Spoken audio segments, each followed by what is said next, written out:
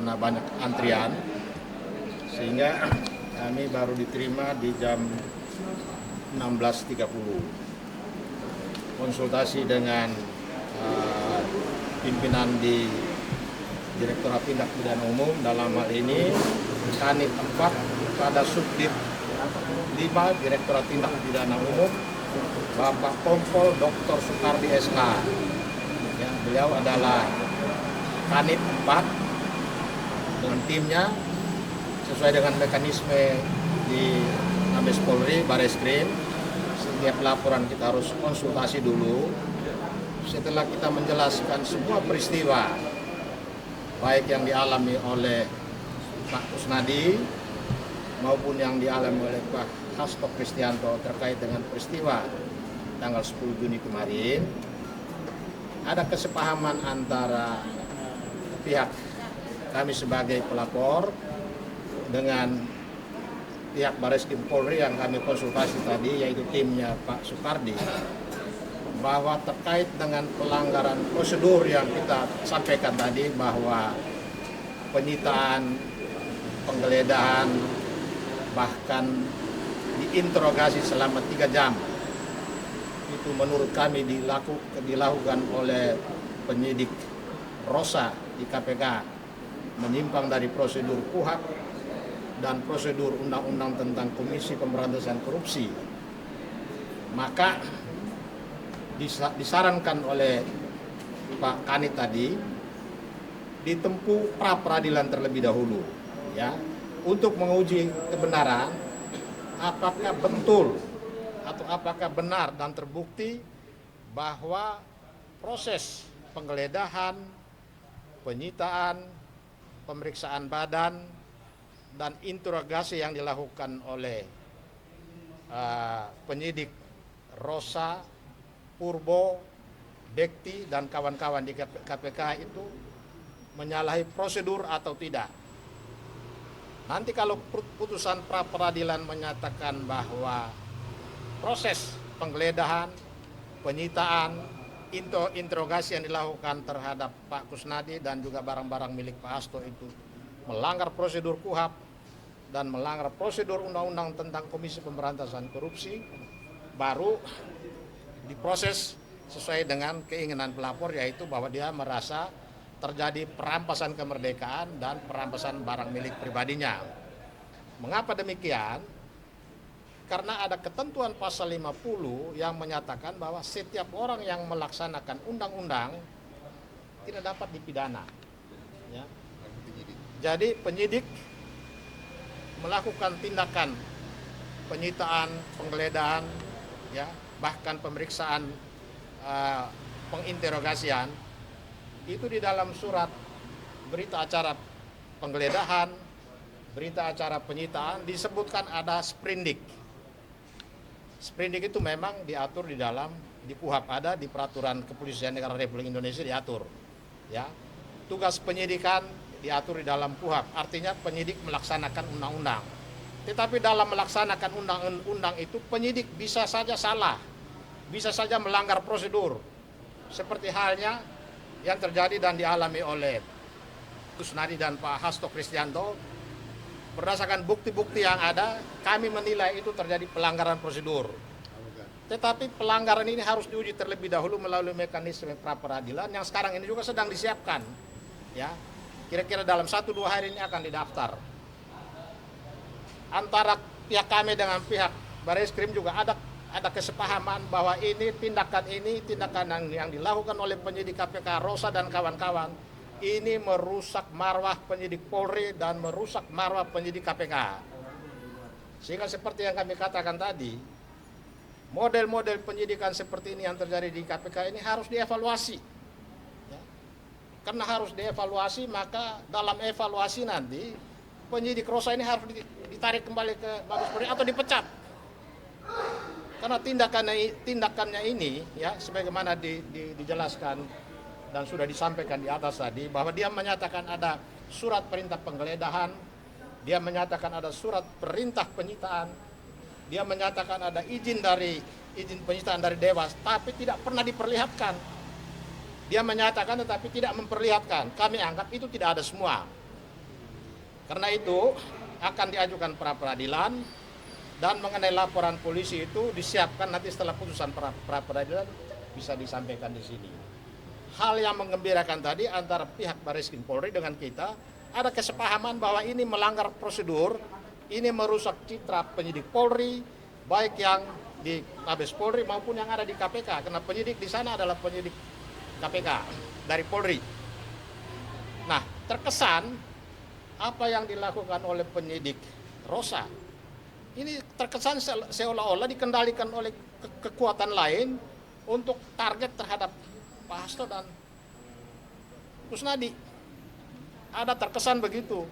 Karena kenapa dilakukan secara menyimpang dan secara terang-terangan? Ya, tanpa memperhatikan bahwa di belakang dia itu ada lembaga, ada marwah KPK dengan independensinya yang harus dijaga. Mahkota KPK itu kan independensinya. Tapi kenapa bekerjanya serampangan? Nah, pekerjaan yang serampangan ini akan kita uji di pra peradilan, dan setelah itu putusannya seperti apa, datang lagi ke sini untuk membuat laporan pidana. Pak, kalau pada akhirnya pra peradilan ditolak, kan bisa tidak diterima ini laporan nantinya, Pak? Ya, tentu kan masih banyak upaya lain.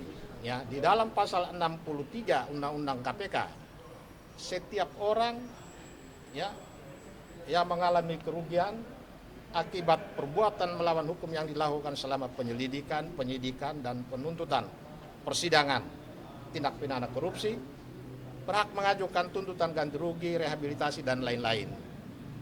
Jadi Pak Kusnadi dan Pak Hasto masih ada jalan lain setelah pra peradilan antara putusannya kabul atau tidak, bisa mengajukan gugatan perbuatan melawan hukum ke pengadilan negeri atau peradilan umum. Masih ada pintu. Jadi pada intinya polisi menolak laporan begitu ya, Pak? Tidak menolak, tetapi secara safety-nya daripada kita lapor sekarang, kemudian ada pra peradilan, mereka akan menunggu pra peradilan. Ya, jadi lebih baik kita tempuh pra peradilan yang prosesnya juga hanya 1 minggu. Setelah itu baru kita bawa ke sini. Barreskrim lagi berarti nggak ke Polda ya? Pasti ke Barreskrim lagi Ya, ya? Barreskrim lah lebih dekat. Pak, tadi Pak disebutkan ada pihak lain yang berusaha untuk menggerakkan dari penyidik Robi ini, apakah dari tim kuasa hukum ini siapa yang diduga menjadi pihak lain ini? Ya, pihak lain ini tentu banyak, cuman kan kita nggak bisa mengidentifikasi. Tapi dari cara, ya, keberanian melakukan manuver-manuver yang terlalu berani, ya, karena dia berhadapan dengan institusi. Bagaimanapun Pak Hasto dan ini kan dari institusi yang namanya PDI Perjuangan, partai besar, partai juga yang ikut memperjuangkan melahirkan KPK dan berbagai macam produk tentang reformasi. Jadi kalau ini terjadi dan terjadi di ujung, ya, kasus ini sudah 4 tahun, tapi baru sekarang kenapa Pak Hasto dipanggil? Karena itu kita minta, ya, apa yang hal buruk yang terjadi di KPK, Kapolri harus bertanggung jawab. Evaluasi, ya. Setiap penyidik yang merusak marwah KPK maupun marwah Polri, penyidik itu harus dievaluasi. Karena kita khawatir jangan sampai besok lusa terjadi perpecahan di internal Polri, baik yang tidak suka dengan apa yang terjadi dilakukan oleh penyidik ini, sehingga terjadi terbelah dua di dalam internal KPK yang pernah terjadi seperti beberapa tahun yang lalu. Bisa terjadi ke depan dalam kasus ini. Tadi mau memastikan aja lagi tanggal pastinya mengajukan gugatan pra peradilan itu kira-kira kapan ya, Pak? Tanggal pastinya gitu kira-kira. Iya, sekarang tanggal berapa? Tanggal 13. Senin libur. Ya, setelah Lebaran Haji. Pak, ini kan Ya, hari ini udah. Hari ini kan Pak Kusnadi dipanggil KPK. Apakah Bapak bisa menilai kalau itu sebagai upaya KPK menekan Pak Kusnadi agar tidak kemana-mana, tidak melapor ke Dewas, tidak? Pertama bisa saja menekan karena lanjutan dari intimidasi yang terjadi pada tanggal 10. Yang kedua, panggilan disampaikan secara tidak patut. Karena hari ini untuk diperiksa, panggilannya baru disampaikan dan dibuat kemarin. Itu berarti ada faktor kesengajaan. Sebagai lembaga yang menempatkan penyidik pilihan semua, kemudian terjadi hal seperti ini sebetulnya tidak masuk di akal. Jadi KPK ini seperti sedang terbelenggu nalar. Ya, nalarnya tidak jalan sehingga melakukan langkah-langkah yang serampangan yang dilakukan oleh oknum-oknum penyidik. Jadi di sana itu terjadi terbelenggu nalar sehingga oknum-oknum penyidik ini melakukan kekeliruan dalam mekanisme penyelidikan dan penyidikan.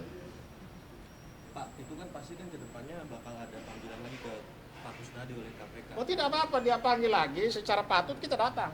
Bakal datang ya Pasti Pak? datang. Nah, pasti datang, kecuali dia sakit. Kecuali dia sakit. Karena orang yang tidak datang memenuhi panggilan yang berwajib dan dibolehkan untuk tidak datang itu alasan sakit, alasan sedang menjalankan tugas negara, dan juga alasan sedang menjalankan ibadah agama. 3 alasan ini menghalalkan orang yang dipanggil yang berwajib untuk tidak datang dulu. Pak Kusnadi mungkin ada yang mau disampaikan Pak? Silakan Pak Budi. Cukup. Pokoknya ini siap ya, sebagai orang kecil yang merasa disewenang-wenangkan oleh oknum penyidik di KPK, dia siap menghadapi proses karena dia dipanggil, dia belum tahu prosesnya untuk apa, tetapi dia juga siap untuk menuntut haknya terhadap oknum-oknum yang melakukan penyimpangan dalam tugas penegakan hukum yang terjadi di KPK. KPK ini harus diangkat marwahnya kembali, dan mengangkat sekarang ini sangat berat. Banyak kejutan, tetapi kejutan yang tidak mengenakan yang terjadi di KPK saat-saat ini. Terakhir kemarin ini terjadi apa yang disebut perampasan hak dan perampasan barang milik. Hanya untungnya dia terlindungi oleh pasal 50 karena dia menjalankan undang-undang. Maka kita harus buktikan dulu dalam menjalankan undang-undang ini, dia memenuhi prosedur-prosedur itu atau tidak. Kalau ternyata dia menyatakan dia punya surat perintah tugas untuk melakukan penggeledahan terhadap saudara Kusnadi, dia mengantongi surat izin dewas untuk penyitaan, ya, untuk penggeledahan dan lain-lain, ternyata itu tidak ada, maka selesailah dia. Kita akan minta dia dipecat.